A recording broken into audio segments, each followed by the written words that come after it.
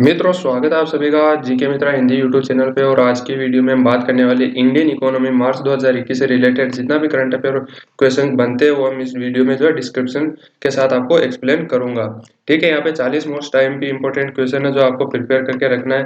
ठीक है, आप इस वीडियो को जो है कंप्लीट देखिएगा, वीडियो को कहीं भी स्किप मत करिएगा। कोई भी इंपॉर्टेंट क्वेश्चन आपका यहाँ से छूटेगा नहीं। मार्च महीने की इकोनॉमी से रिलेटेड जितना भी है वो सब मैं इस वीडियो में जो कवर करने वाला हूँ। तो वीडियो को लाइक करिएगा और इस चैनल को जरूर सब्सक्राइब करिएगा। ठीक है, चलिए हमारा पहला सवाल देखते हैं आज का।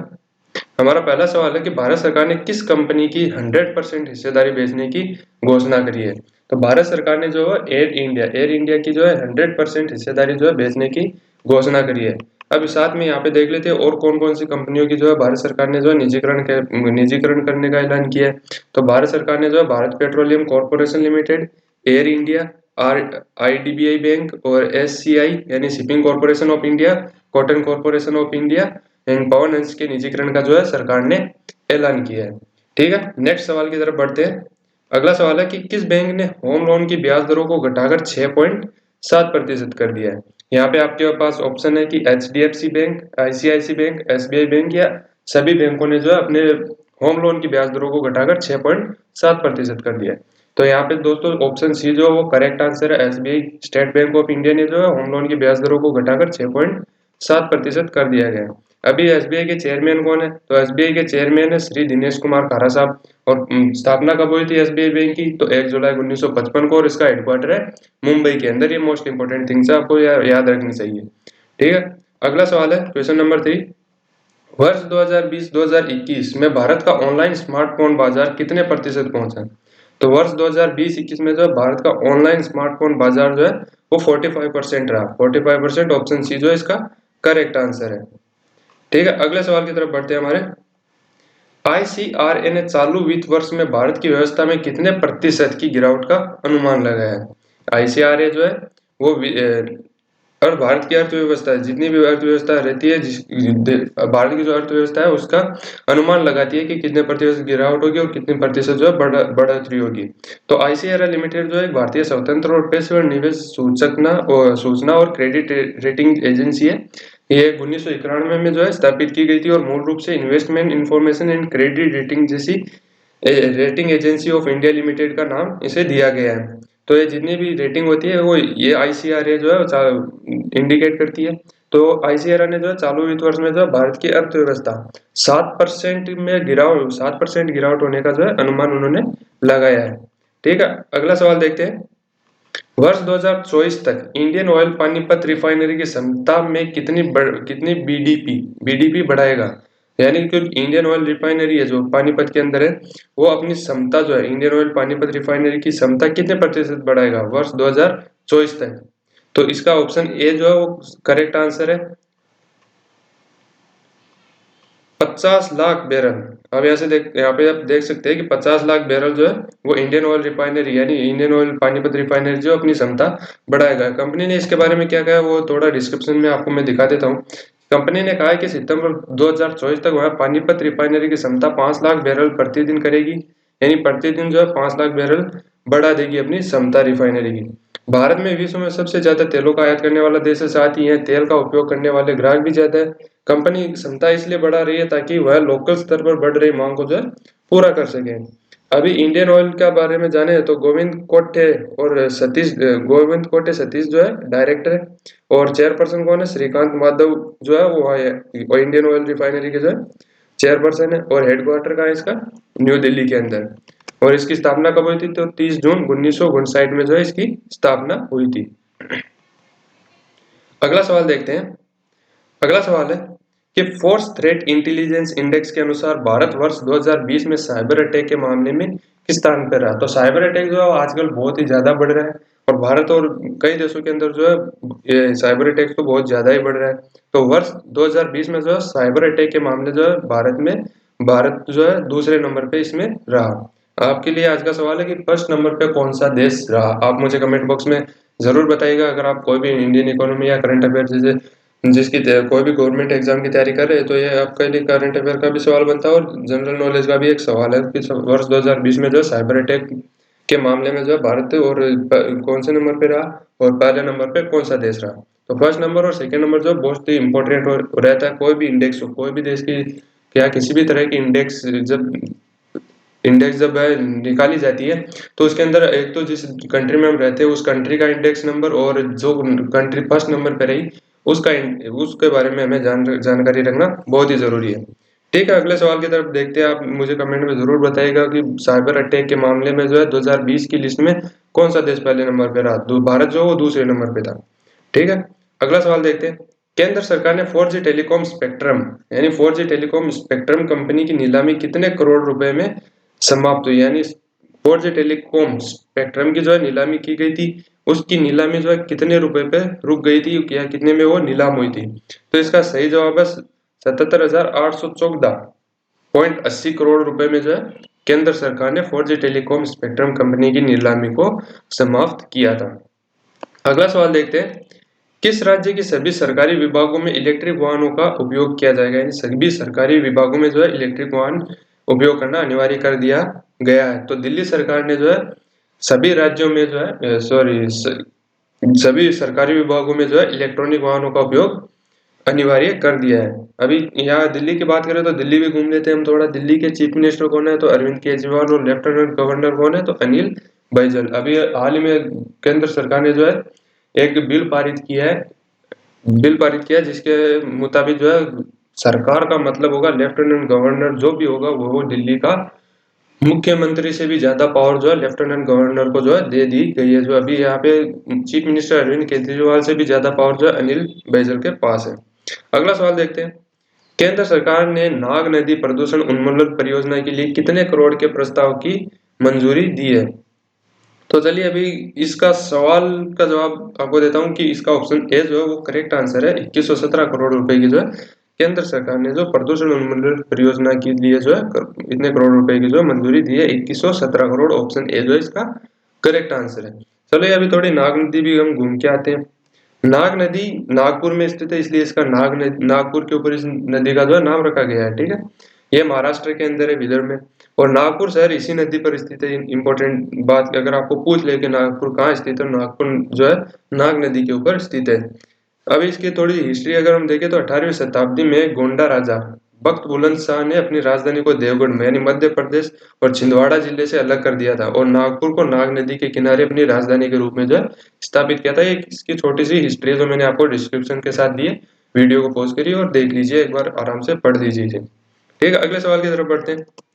भारतीय पेट्रोलियम कॉर्पोरेशन बोर्ड में नुमालीगढ़ रिफाइनरी की कितने प्रतिशत हिस्सेदारी बेचने की मंजूरी दी है। इंपॉर्टेंट क्वेश्चन है, नोट कर लीजिएगा। इसका ऑप्शन डी जो है करेक्ट आंसर है। 61.65% जो है भारतीय कॉर्पोरेशन बोर्ड में नुमालीगढ़ रिफाइनरी की 61.65% हिस्सेदारी बेचने की जो है मंजूरी दी गई है।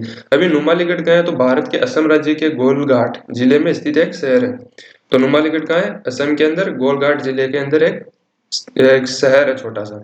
ठीक है, अभी भारत पेट्रोलियम कॉर्पोरेशन लिमिटेड की हम बात करें तो इसकी स्थापना 1976 में हुई थी और मुख्यालय इसका मुंबई में। और प्रमुख व्यक्ति कौन है इसके, तो अशोक सिन्हा अध्यक्ष व प्रबंधक निदेशक है भारतीय पेट्रोलियम कॉर्पोरेशन लिमिटेड के। इंपॉर्टेंट थिंग है, डिस्क्रिप्शन मैंने आपको दिया है, डिस्क्रिप्शन एक बार जरूर पढ़ लेगा, आंसर आपको याद रखने में जो है आसानी रहेगी। अगला सवाल देखते हैं। भारत सरकार ने साल 2035 तक समुद्र परिवहन क्षेत्रों में कितने अरब डॉलर निवेश करने की जो है घोषणा की है। यानी 2035 तक जो है समुद्री परिवहन क्षेत्र यानी समुद्र में जो परिवहन चलता है हमारा माल इंपोर्ट ट्रांसपोर्ट होता है उसके अंदर कितने अरब डॉलर के निवेश करने की घोषणा करी है। तो इसका ऑप्शन ए, बी, सी और डी आपको चार ऑप्शन दिए हुए हैं। 82 अरब, 23 अरब, 80 अरब या 70 अरब डॉलर। तो यहाँ पे जो ऑप्शन ए जो है 82 अरब वो करेक्ट आंसर है। इसका 2035 तक जो है समुद्री परिवहन क्षेत्रों में जो है भारत सरकार 82 अरब जितने डॉलर का जो है निवेश करेगा। ठीक है, अगला सवाल देखते हैं 11वां। विश्व बैंक ने सौर रूफटॉप परियोजना के लिए कितने मिलियन डॉलर की जो है गारंटी योजना बनाई है। विश्व बैंक ने जो सौर रूफटॉप योजना क्या होता है कि इसके बारे में थोड़ा मैं आपको डिस्क्रिप्शन दे देता हूँ। डिस्क्रिप्शन के साथ आप पढ़ेंगे तो आपको बहुत ही आसानी रहेगी इसको याद करने में। पहले समझते हैं सौर रूफटॉप योजना होता है क्या है। कि अगर आप इस योजना के तहत यानी कि 3 किलोवाट के लिए 40% सब्सिडी देगा अगर आप अपने घर को जो सोलर पैनल से बिल्ड करते हैं। यानी कि अगर आप सारी जो इलेक्ट्रिसिटी अगर सोलर पैनल के थ्रू यूज करते हैं या अगर आप अपने घर पे जो है सोलर पैनल लगाते हैं तो 3 किलोवाट के लिए जो 40% सब्सिडी और 3 किलोवाट से अधिक यानी 10 किलोवाट तक के लिए 20% की सब्सिडी जो है भारत सरकार आपको प्रदान करेगी। और ये राज्यों में स्थानीय विद्युत वितरण कंपनियां जितनी भी होती है, जैसे गुजरात के अंदर MGVCL है, राजस्थान के अंदर और कोई विद्युत वितरण कंपनी है, वो आपको जो है सब्सिडी प्रदान करेगी। अभी बात करते हैं, हमारे मेन सवाल पे आते हैं हम। विश्व बैंक ने जो है रूफटॉप योजना के लिए जो कितने मिलियन डॉलर की जो है गारंटी योजना बनाई है। तो इसका सही जवाब है 100 मिलियन डॉलर की गारंटी योजना बनाई। अभी विश्व बैंक घूम लेते हैं, विश्व बैंक में थोड़ा जाके आते हैं। विश्व बैंक का मुख्यालय है वॉशिंगटन DC, संयुक्त राज्य अमेरिका में। स्थापना कब हुई थी? तो 1944 को, जुलाई 1944 को। ठीक है, और मूल संगठन कौन है? तो विश्व बैंक ग्रुप जो है इसका मूल संगठन है। और उद्देश्य क्या है? आर्थिक विकास करना। कोई भी देश हो उसका आर्थिक विकास करना और उसके लिए उसे एक निश्चित राशि या कोई भी जरूरतमंद राशि उसे प्रदान करना, लोन देना उसे। संस्थापक कौन है? तो जॉन मेनार्ड किन्स और हैरी डेक्स्टर वाइट जो है इसके संस्थापक है, विश्व बैंक ग्रुप के, वर्ल्ड बैंक के जो है संस्थापक है। ठीक है, अगला सवाल देखते हैं हम। नई दिल्ली सरकार ने सांस्कृतिक परिसर कलाकुंज के निर्माण के लिए कितने करोड़ की मंजूरी दी है? दिल्ली सरकार ने जो है सांस्कृतिक परिसर कलाकुंज के निर्माण के लिए जो है 50 करोड़ रुपए की जो है अनुमति दी है। दिल्ली सरकार के बारे में मैंने आपको पहले ही बता दिया है। ऊपर लेफ्टिनेंट गवर्नर को ज्यादा पावर दे दी गई है। अभी दिल्ली में सरकार का मतलब होता है लेफ्टिनेंट गवर्नर, जो भी है वो दिल्ली के सरकार है।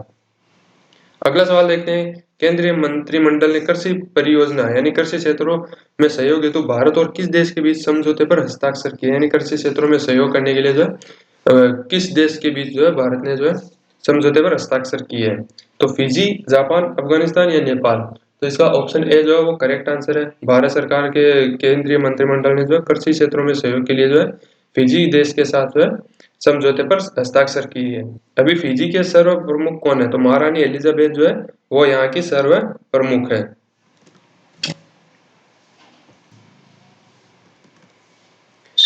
ठीक है, अब थोड़ा सा और जान लेते हैं कि राष्ट्रपति कौन है वहां के। तो जियोजी कॉनरेड जो फिजी के राष्ट्रपति है। प्रधानमंत्री कौन है? तो कोमोडोर जोसिया फ्रांक बैनिमारामा, ये जो है वो वहां के फिजी देश के प्रधानमंत्री है।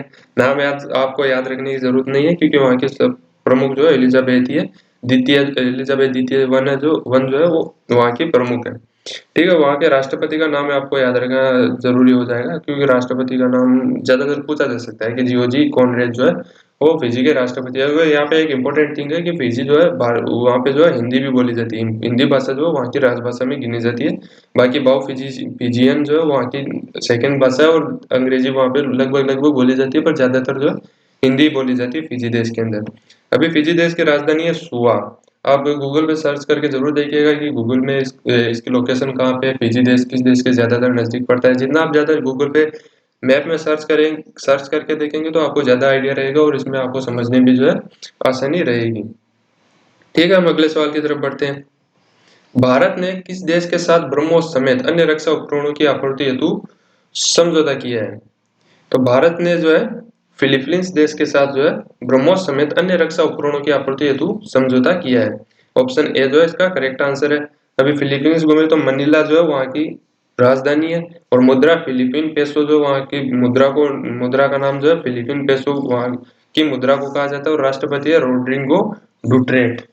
ठीक है, अगले सवाल की तरफ बढ़ते हैं। Arcelor Mittal Nippon steel India ने किस राज्य सरकार के साथ समझौता किया? तो Arcelor Mittal Nippon steel India ने जो है उड़ीसा सरकार के साथ जो है समझौता किया है। अभी उड़ीसा घूम लेते हैं। उड़ीसा के राज्यपाल कौन है? तो गणेशी लाल जी है, और राजधानी है भुवनेश्वर, मुख्यमंत्री है नवीन पटनायक।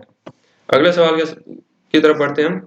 किस देश ने ठीक है, किस देश ने तरलीकृत प्राकृतिक गैस को लेकर कतर के साथ 10 साल का समझौता किया है? आपके ऑप्शन है पाकिस्तान, भारत, नेपाल या अफगानिस्तान।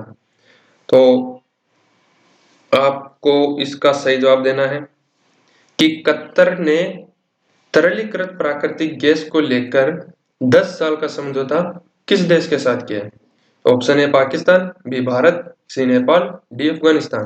तो इसका ऑप्शन ए जो करेक्ट आंसर है। अब पाकिस्तान यारो घूमने की इच्छा नहीं हो रही तो पहले हम कतर घूम के आएंगे। कतर का कैपिटल क्या है? तो दोहा जो है वहाँ का कैपिटल है। इसके बारे में इतनी ज्यादा जानकारी बहुत है, कैपिटल याद रखेंगे तो बहुत हो गया। ठीक है, अब पाकिस्तान तो जाना ही पड़ेगा, जीके का सवाल है, स्टडी का सवाल है, दुश्मन देश की जानकारी हमें रहनी ही चाहिए। तो पाकिस्तान घूम लेते हैं। पाकिस्तान का कैपिटल इस्लामाबाद, प्रेसिडेंट है आरिफ अलवी और करेंसी है पाकिस्तानी रुपया। प्रधानमंत्री तो बच्चा बच्चा जानता है वहाँ का कौन है। ठीक है, अगला सवाल है, चीन ने पिछले वर्ष के अनुसार अपना रक्षा बजट में कितने प्रतिशत की बढ़ोतरी करी? यानी चीन हमारा दुश्मन देश है और उसने अपने रक्षा बजट में जो है कितने प्रतिशत की बढ़ोतरी करी है। तो इसके साथ आपको ये भी याद रखना चाहिए कि चीन ने कितने प्रतिशत की बढ़ोतरी करी है, तो भारत ने भी कितने प्रतिशत की बढ़ोतरी करी है। तो इसका सही जवाब जो है 6.8%, यानी ऑप्शन ए जो है इसका करेक्ट आंसर है। चीन ने जो पिछले वर्ष के अनुसार इस बार जो है 6.8% की बढ़ोतरी करते हुए अपने रक्षा बजट को पेश किया है। अब थोड़ी जानकारी भारत के बारे में ले लेते हैं कि भारत ने जो है कितने प्रतिशत की बढ़ोतरी की है। भारत ने जो है 7.34% जो है ज्यादा रखा है इस बार।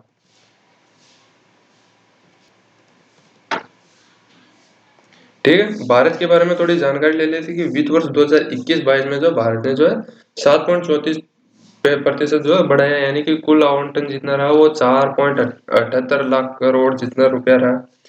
अभी आपको बताना है कि 7.34% भारत ने बढ़ाया और चीन ने जो है 6.8% बढ़ाया, तो ज्यादा किसका रहा?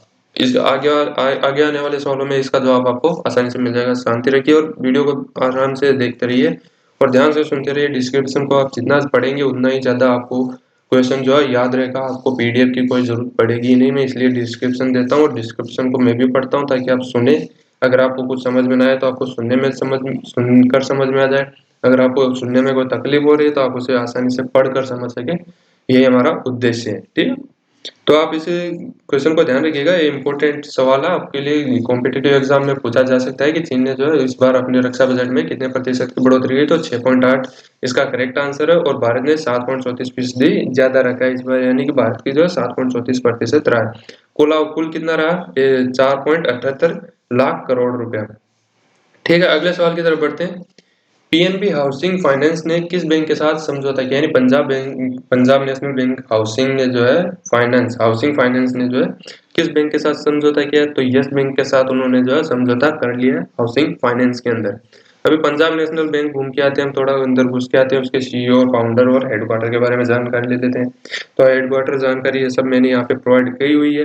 पीएनबी का पूरा नाम है पंजाब नेशनल बैंक, हेडक्वार्टर है न्यू दिल्ली में और CEO SS Mallikarjun Rao, not खड़के, मल्लिकार्जुन खड़के नहीं, मल्लिकार्जुन राव जो है वहाँ पीएनबी के जो है सीईओ है। और फाउंडर कौन है? लाला लाजपत राय और दयाल सिंह मजीठिया जो है फाउंडर है इनके, पंजाब नेशनल बैंक के। यस बैंक में भी थोड़ा घुस जाते हैं हम, तो सीईओ है प्रशांत कुमार साहब, 2020 से 6 मार्च 2020 से जो है सीईओ प्रशांत कुमार जी है और फाउंडर जो है राणा कपूर है। और फाउंडेड यानी स्थापना कब हुई थी? तो 2004 में जो है यस बैंक की स्थापना हुई थी। ठीक है, अगले सवाल की तरफ हम बढ़ते हैं। अगला सवाल है, एनपीसीआई ने व्यापारियों के लिए रुपे सॉफ्ट पॉज लॉन्च करने के लिए किसके साथ समझौता किया है? तो इसका सही जवाब है एसबीआई पेमेंट के साथ जो है एनपीसीआई ने व्यापारियों के लिए रुपे सॉफ्ट पॉज में जो है सॉफ्ट पॉज जो है लॉन्च करने के लिए एसबीआई पेमेंट के साथ समझौता कर लिया। ऑप्शन ए इसका करेक्ट आंसर है। अगला सवाल है, वर्ष 2021 में चीन ने अपना रक्षा बजट कितना रखा? पिछले सवाल में पूछा गया था कितने प्रतिशत की बढ़ोतरी की। इस बार आपसे पूछा गया है कि वर्ष 2021 में चीन ने अपना रक्षा बजट कितना रखा, कितने रुपए में रखा? तो भारत का कितना था? 4.78 लाख करोड़। और चीन का कितना है? तो 209 अरब डॉलर। तो किसका ज्यादा हुआ? आराम से शांति से बैठ के कैलकुलेट कीजिए और मुझे कमेंट बॉक्स में जो है इसका आंसर बताइएगा। ठीक है, अगले सवाल की तरफ बढ़ते हैं। आधे एमसीक्यू जो है कंप्लीट हो गए, 40 एमसीक्यू टोटल, और लास्ट में मैंने आपके लिए एक सवाल भी रखा है। आप अगर इकोनॉमिक्स पढ़ते हैं या फिर कोई भी करंट अफेयर्स पढ़ते हैं तो आप मुझे उस सवाल का जो है जरूर जवाब दीजिएगा। यूपीएससी या एसएससी कोई भी कॉम्पिटिटिव हाई लेवल की कॉम्पिटिटिव एग्जाम्स में जो है वो एमसीक्यू जो पूछा जा सकता है आपसे।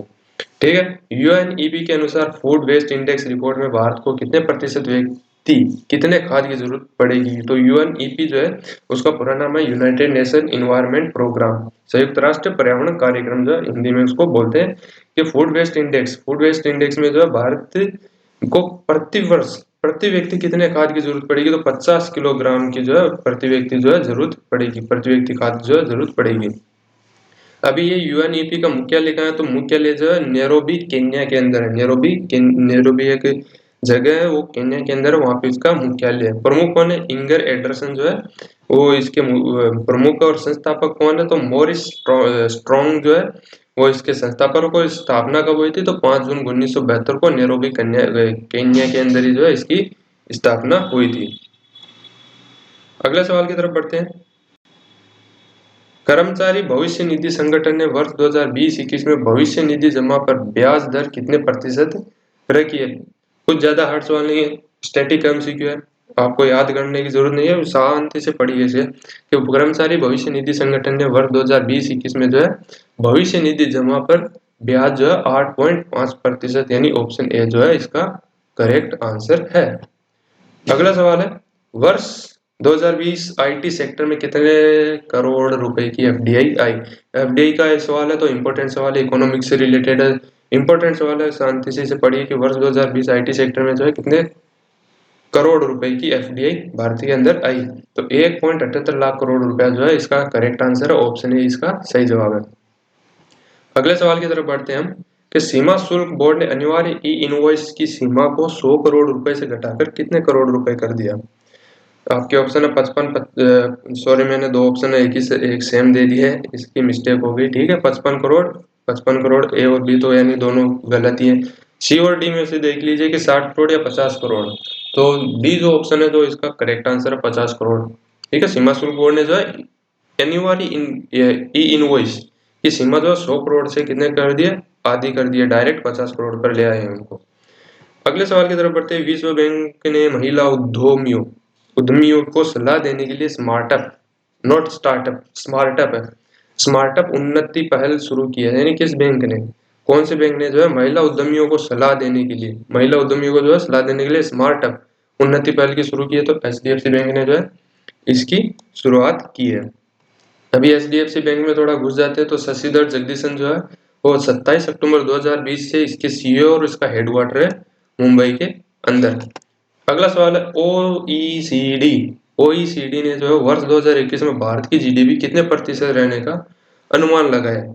पिछले प्रश्न में पूछा गया था कितने प्रतिशत गिरेगी, इस बार कितने प्रतिशत रहने का अनुमान लगाया गया है। और किसने, वो अगले सवाल में जो ट्रस्ट थी, जो संचालक कॉर्पोरेशन था वो अलग था और इसके अंदर जो कॉर्पोरेशन अलग था। इसमें ओईसीडी ने वर्ष 2021 में जो भारत की जीडीपी का अनुमान लगाया, कितने प्रतिशत लगाया, तो 12.6% जो है भारत की 2021 में जीडीपी रहने का उन्होंने अनुमान लगाया है। ओईसीडी का पूरा नाम क्या है, तो organisation of economic cooperation and development. Headquarter कहाँ है, तो पेरिस फ्रांस के अंदर है।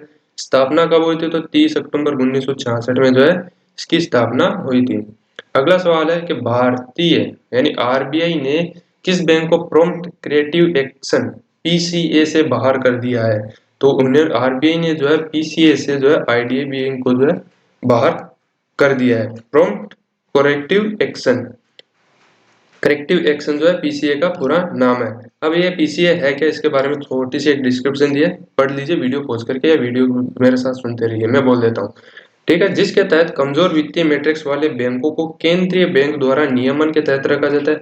आरबीआई द्वारा 2002 में यह फ्रेमवर्क पेश किया गया था। यह उन बैंकों के लिए एक संचारित प्रारंभिक हस्तक्षेप तंत्र जो खराब गुणवत्ता वाले बैंकों या घाटे की वजह से कमजोर बैंक है उनको जो है पीसीए से बाहर कर दिया गया है। यानी एक्चुअली में जो कमजोर बैंक होती है उनको जो है, जो घाटे में जा रही होती है, उन्हें पीसीए से जो है बाहर कर दिया जाता है। अभी आरबीआई का ये सॉरी आईडीबीआई का हेडक्वार्टर कहाँ है, तो इसका जो है मुंबई के अंदर है। आरबीआई आईडीबीआई का जो पूरा नाम है industrial development bank of India है, और सीईओ जो है राकेश शर्मा जो है इसके सीईओ, इसके हेडक्वार्टर जो है मुंबई के अंदर स्थापित है। नेक्स्ट सवाल की तरफ बढ़ते हैं। 28वां, क्रिजल रेटिंग एजेंसी ने वर्ष 2021 में भारत की अर्थव्यवस्था कितने प्रतिशत रहने का अनुमान लगाया है। ठीक है, इस बार ओईसीडी की जगह क्रिजल रेटिंग एजेंसी ने अनुमान लगाया, तो कितने प्रतिशत का अनुमान लगाया उन्होंने, 11% का अनुमान लगाया। नेक्स्ट की तरफ बढ़ते हैं। खाली स्टैटिक क्वेश्चन एमसीक्यू, इसलिए ज्यादा डिस्क्रिप्शन की जरूरत नहीं है, आप याद रखिएगा। क्रिजल रेटिंग एजेंसी ने तो है 2021 में 11% रहने का अनुमान लगाया, और ओईसीडी ने जो 12.6% रहने का अनुमान लगाया था, ठीक है। अगले सवाल की तरफ बढ़ते हैं। डिजिटल पेमेंट स्कोरबोर्ड की सूची में शीर्ष स्थान पाने वाला कौन सा बैंक रहा। सबसे first number bank digital payment score board है, यानी डिजिटल पेमेंट में जो फर्स्ट नंबर पे कौन सा बैंक था, तो भारतीय स्टेट बैंक जो है वो इसमें फर्स्ट रहा। स्टेट बैंक की एसबीआई की डिटेल जो है मैंने सीईओ, हेडक्वार्टर का फाउंडर हुआ था, ऊपर के पहले सवाल के अंदर मैंने इसका जवाब आपको दे दिया, दोबारा नहीं बताऊंगा, ठीक है, वीडियो ज्यादा लंबा हो जाएगा इसलिए नहीं बता रहा, ठीक। अगले सवाल की तरफ बढ़ते हैं कि केंद्र सरकार सौर ऊर्जा मॉडल के आयात पर कितने प्रतिशत सीमा शुल्क लगाएगी। स्टैटिक एमसीक्यू है, सटीक याद रखने की जरूरत है आपको कि केंद्र सरकार सौर ऊर्जा मॉडल के आयात पर जो है वो 40%, यानी ऑप्शन सी जो है इसका करेक्ट आंसर है। केंद्र सरकार जो है सीमा शुल्क लगाएगी 40% का। अगला सवाल है, सिपरी के अनुसार भारत के हथियार आयात में कितने प्रतिशत की कमी आई थी। बहुत इंपॉर्टेंट सवाल है, नोट करके रखिएगा। भारत के इस बार जो है 33% की कमी आई है हथियार आयात करने के अंदर, सिपरी के अनुसार, ठीक है। अगला सवाल देखते हैं, तेलंगाना राज्य में आजादी का अमृत महोत्सव मनाने के लिए कितने करोड़ रुपए स्वीकृत किए गए हैं, यानी प्रदान किए गए हैं या स्वीकृत किए गए, जो भी हो, तेलंगाना राज्य में आजादी का अमृत महोत्सव मनाने के लिए जो है 25 करोड़ रुपए का जो है 25 करोड़ रुपए आवंटित किए गए हैं या स्वीकृत किए गए हैं, जो भी किए गए हैं वो 25 करोड़ रुपए किए गए हैं। स्टैटिक एमसीक्यू ज्यादा जोर देने की आपको जरूरत नहीं है, याद रखिए खाली 25 करोड़ रुपए जो है इस बार जो आजादी अमृत महोत्सव मनाने के लिए उन्हें दिए गए हैं। नेक्स्ट है, किस राज्य ने महिलाओं के लिए स्टैंप ड्यूटी में 1% की रियायत दी है। तो महाराष्ट्र राज्य ने जो है महिलाओं के लिए स्टैंप ड्यूटी में 1% की रियायत दी है। महाराष्ट्र के बारे में आपको पता होगा, मुख्यमंत्री कौन है वहां के, उद्धव ठाकरे, ठीक है। अगला सवाल की तरफ बढ़ते हैं, किसने $1 बिलियन में बिग बास्केट का अधिग्रहण किया है। बिग बास्केट क्या है, बिग बास्केट एक कंपनी है जो आपको जो है फल फ्रूट सब्जियां जो है ऑनलाइन ऑर्डर करने की जो फीचर प्रदान करती है। इसका $1 बिलियन में जो है किसने खरीद लिया है, तो टाटा सन्स ने जो है वो बिग बास्केट का जो है अधिग्रहण कर लिया है $1 बिलियन के अंदर, ठीक है। नेक्स्ट सवाल है,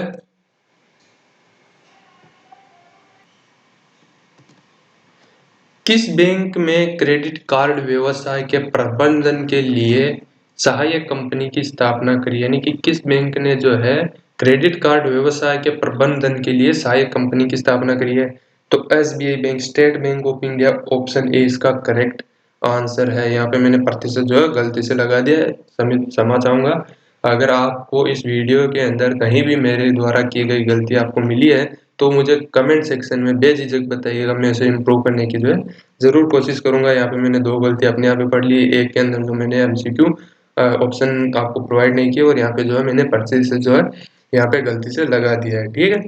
अगला सवाल की तरफ बढ़ते हैं हम, भारतीय रिजर्व बैंक ने किस बैंक पर 2 करोड़ रुपए का जुर्माना लगाया है। बहुत इंपॉर्टेंट सवाल है, स्टैटिक एमसीक्यू है। भारतीय रिजर्व बैंक ने जो है 2 करोड़ रुपए का जुर्माना एसबीआई बैंक पे लगाया है। ये एसबीआई बैंक बहुत ही ज्यादा बार आंसर रहा है हमारे इस पूरे वीडियो के अंदर, तो इसके ऊपर जो है जुर्माना भी 2 करोड़ का रिजर्व बैंक ने जो है लगा दिया। बहुत ज्यादा बैंक उछल रही है ये, ठीक है। गवर्नर है जो है शशिकांत दास है, और आरबीआई की स्थापना कब हुई थी, तो ब्रिटिश राज के अंदर इसकी स्थापना हो गई थी। ब्रिटिश राज में जो है इसकी स्थापना की गई थी कब, 1935 के अंदर, कोलकाता में, 1 अप्रैल 1935 में कोलकाता के अंदर। हेडक्वार्टर अभी इसका कहाँ है, तो मुंबई के अंदर, और जुरिडिक्शन कौन है, तो इंडिया के अंदर है, ठीक है। अगले सवाल की तरफ बढ़ते हैं, लास्ट 3 सवाल बचे हैं हमारे, कि केंद्र सरकार ने बीमा क्षेत्र में विदेशी निवेश को कितने प्रतिशत तक बढ़ाने की अनुमति दी है। तो केंद्र सरकार ने जो बीमा क्षेत्र के अंदर विदेशी निवेश को जो है 74% बढ़ाने की, ऑप्शन सी जो है इसका करेक्ट आंसर है। नेक्स्ट जाते हैं हम, कि विश्व बैंक ने बांग्लादेश को कितने $1 मिलियन का ऋण दिया है। तो विश्व बैंक ने जो है $200 मिलियन का जो है बांग्लादेश को जो है हाल ही में ऋण दिया है मार्च महीने के अंदर, ठीक है। विश्व बैंक भी हम घूम के आ चुके हैं, तो उसके बारे में आपको बताने की जरूरत नहीं है। आप वीडियो पॉज करिए या फिर वीडियो बैकवर्ड में जाइए और उस वापस से पढ़ लीजिए शांति से, ठीक है। ज्यादा मैं जो नहीं बताऊंगा, हर सवाल की सेम जानकारी नहीं दूंगा इसलिए, क्योंकि वीडियो जो बहुत ज्यादा लंबा हो जाएगा।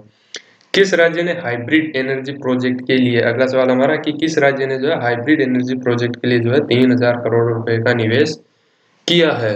इसका ऑप्शन बिहार, उत्तर प्रदेश, राजस्थान या गुजरात। ऑप्शंस 39, किस राज्य ने हाइब्रिड एनर्जी प्रोजेक्ट के लिए जो है 3000 करोड़ रुपए का जो है निवेश किया है। आप इसका आंसर जो है मुझे कमेंट बॉक्स में बताइएगा, ठीक है। आज के लिए आपका ये 2 चैलेंज मैं आपको दे रहा हूँ, एक यहाँ पे दे रहा हूँ, एक लास्ट में आपको प्रोवाइड करूंगा इसकी जानकारी जो मैं कमेंट बॉक्स में आपको दूंगा। अगला सवाल और आखिरी सवाल है आज का हमारा कि रक्षा मंत्रालय ने कितने कॉम्पैक्ट व्हीकल के लिए महिंद्रा डिफेंस के साथ समझौता किया है। हाल में जो है रक्षा मंत्रालय जो है एयरपोर्ट सिक्योरिटी के लिए यानी एयरबेस की सिक्योरिटी के लिए जो है लाइट बुलेट प्रूफ व्हीकल जो है वो अलोकेट किए गए हैं एयरफोर्स को, जो कि कौन बनाएगा, महिंद्रा डिफेंस जो है उसके बनाएगा लाइट कॉम्पैक्ट व्हीकल्स, जिसके थ्रू जो है एयरबेस की सिक्योरिटी जो है बढ़ाई जा सकती है। तो कितने करोड़ रुपए में और कितने व्हीकल्स जो है महिंद्रा डिफेंस के साथ समझौता किया है, तो 1300 जो है ऑप्शन डी जो है इसका करेक्ट आंसर है। और रक्षा मंत्रालय की इसकी थोड़ी सी जानकारी देता हूँ कि रक्षा मंत्रालय ने जो है 22 मार्च 2021 को क्या कहा था कि उन्होंने कहा था कि महिंद्रा डिफेंस सिस्टम लिमिटेड के साथ 1056 करोड़ रुपए की लागत से भारतीय सेना के लिए 1300 हल्के लड़ाकू वाहनों की खरीद के लिए अनुबंधन को अंतिम रूप दे दिया गया। यानी कि कितने में, तो 1056 करोड़ रुपए में। कितने लाइट व्हीकल, तो 1300 लाइट व्हीकल यानी लाइट डिफेंस व्हीकल जो है, कॉम्बैक्ट व्हीकल जो है वो भारतीय सेना को प्रदान किए जाएंगे। और आज का आखिरी सवाल हमारा, आज का आखिरी सवाल है कि यूएनसीटीएडी रिपोर्ट के अनुसार वर्ष 2021 में भारत की जीडीपी कितने प्रतिशत रहेगी या कितनी दर से बढ़ेगी, माफी चाहूंगा, कितनी दर से बढ़ेगी, रहेगी नहीं, कितने दर से बढ़ेगी। तो यूएनसीटीएडी की रिपोर्ट के अनुसार 2021 में भारत की जीडीपी कितने प्रतिशत बढ़ेगी।